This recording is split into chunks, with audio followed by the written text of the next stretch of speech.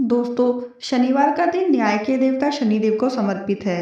शनि को कर्म फलदाता माना गया है, जो लोगों को उनके अच्छे बुरे दोनों कर्मों का फल देते हैं।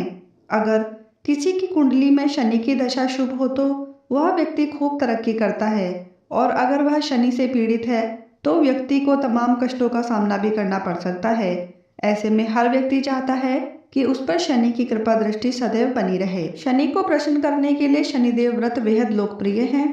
ये व्रत करने से सारे दुख, संकट, पीड़ा दूर हो जाते हैं। घरों में सुख, शांति, समृद्धि का आगमन होता है। तो आइए शनिवार व्रत का महत्व और उसकी कथा जानते हैं।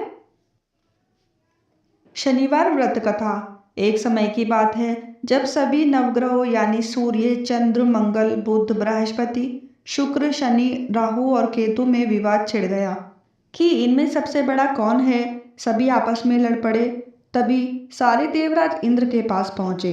इंद्र असमंजस की स्थिति में निर्णय नहीं ले पाए, परंतु उन्होंने सभी ग्रहों को सुझाव दिया कि पृथ्वी पर राजा विक्रमादित्य ही इसका फैसला कर सकते हैं, क्योंकि वो बहुत ही न्यायप्रिय राजा हैं। यह सुनकर सभी ग्रह पृथ्वी पर राजा विक्रमादित्य के पास गए और अपने आने का कारण राजा विक्रमादित्य को बताया।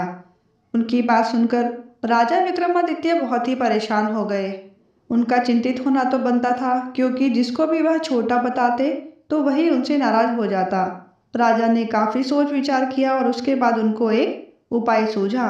उन्होंने स्वर्ण, रजत, कांस्य, पीतल, सीसा, रांगा, जस्ता, अभ्रक और लोह, इन 9 धातुओं के सिंहासन का निर्माण करवाया। उन्हें उपरयुक्त कर्म में रख दिया और सबसे यह निवेदन किया कि कर्म अनुसार सिंहासन पर आसन को ग्रहण करें।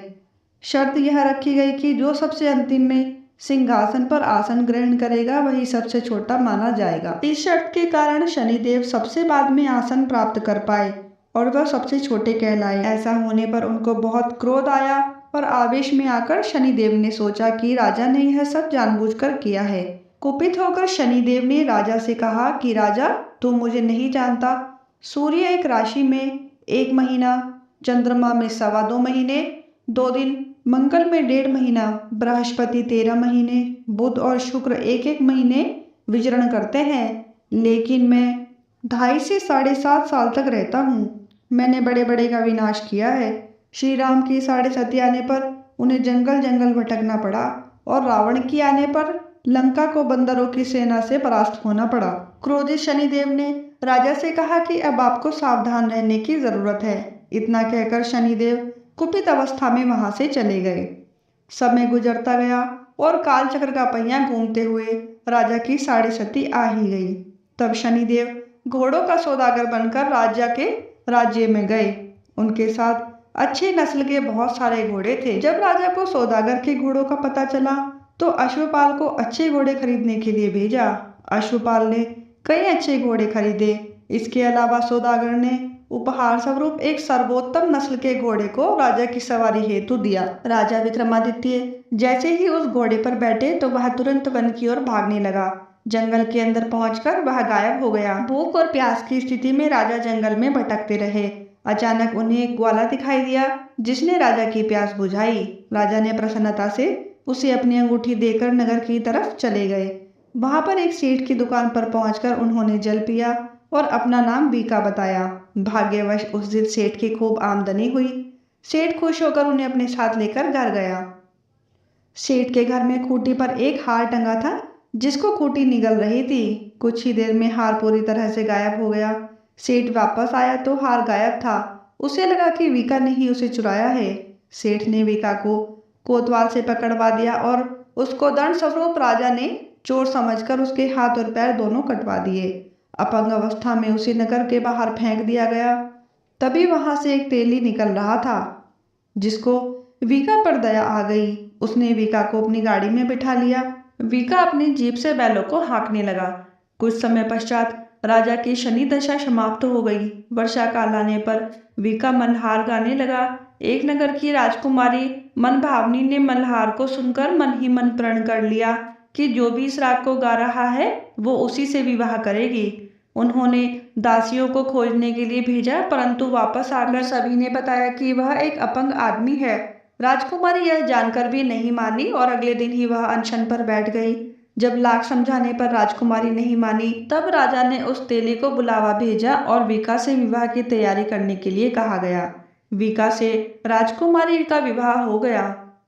एक दिन बीका के स्वप्न में शनिदेव ने आकर कहा कि देखा राजन, तुमने मुझको छोटा बताकर कितना दुख झेला है। राजा ने क्षमा मांगते हुए हाथ जोड़कर कहा कि हे शनिदेव, जैसा दुख मुझे दिया है किसी और को ऐसा दुख मत देना। शनिदेव इस विनती को मान गए और कहा कि मेरे व्रत और कथा से तुम्हारे सारे कष्ट दूर हो जाएंगे। जो भी नित्य मेरा ध्यान करेगा और चींटियों को आटा डालेगा, उसकी सारी मनोकामनाएं पूर्ण हो जाएंगी। शनिदेव ने राजा के हाथ पैर भी वापस दे दिए। दूसरे दिन जब सुबह राजकुमारी की आंख खुली तो वह आश्चर्यचकित हो गई। विका ने मनभावनी को बताया कि वह उज्जैन का राजा विक्रमादित्य है। मनभावनी खुशी से फूले नहीं समा रही थी। राजा और नगरवासी सभी अत्यंत प्रसन्न हुए। सेठ ने जब यह सुना तो वह पैरों में गिरकर क्षमा मांगने लगा। राजा ने कहा कि यह सब शनिदेव के कोप का प्रभाव था और इसमें किसी का कोई दोष नहीं है।